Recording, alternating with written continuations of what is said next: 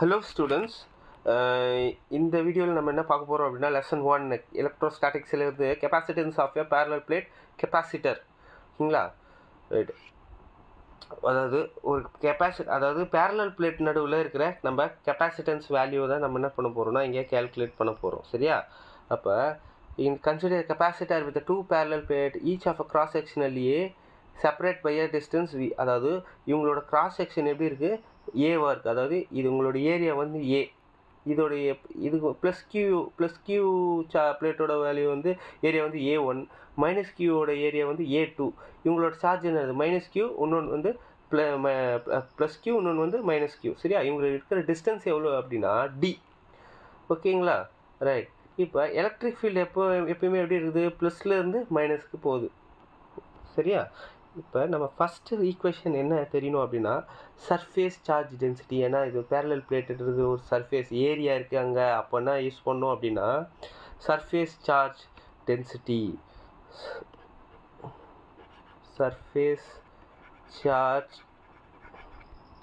Density surface charge density எப்படி define பண்ணோம்னா sigma equal to Q by A. Sigma equal to Q by A. So இது எங்கே எடுத்துகிட்டு போய் சப்ஸ்டியூட் பண்ணோம் அப்படின்னா electric field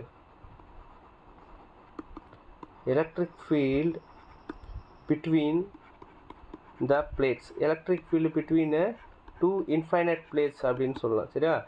electric field between 2 infinite பிளேட்ஸோட ஃபார்முலா நமக்கு ஏற்கனவே தெரியும். என்ன ஃபார்முலா அப்படின்னா E is equal to sigma by epsilon naught. E is equal to sigma by epsilon naught. Sigma by epsilon naught. பாருங்கள், சிக்மா வேல்யூ இங்கே இருக்குது. அப்போ ஸ்ட்ரெயிட்டாக எடுத்துகிட்டு வந்து சப்ஸ்டியூட் பண்ணுங்கள். அப்படின்னா வரும் அப்படின்னா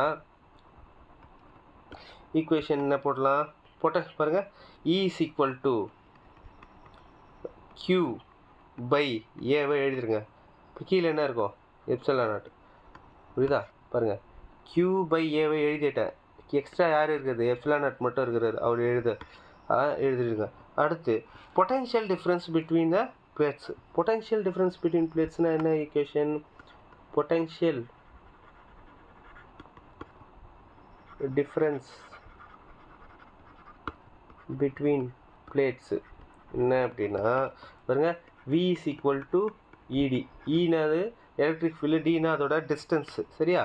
அப்போ ஈயோட வேல்யூ நம்ம இங்கே இருக்குது. அப்போ எப்படியே அப்ளை பண்ணு அப்படின்னா Q into d by a into epsilon not.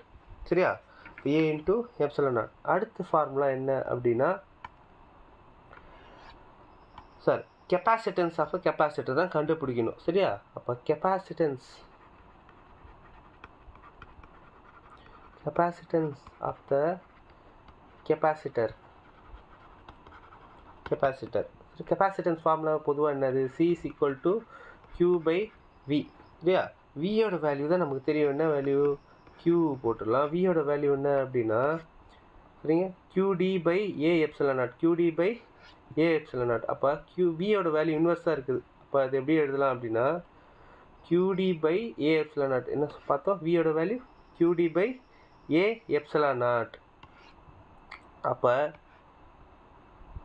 Epsilon naught ஏவை மேலே எழுதிக்கோங்க, எப்சிலான் நாட் ஏவை எழுதிக்கோங்க, கியூயும் டியும் கீழே எழுதிக்க. அப்போ கியூவும் கேன்சல் ஆகிடும். அப்போ C is equal to epsilon naught A by D. Epsilon naught A by D. அப்போ capacitance of a 2 parallel capacitance of a 2 parallel கெபக்குன்னு வருது.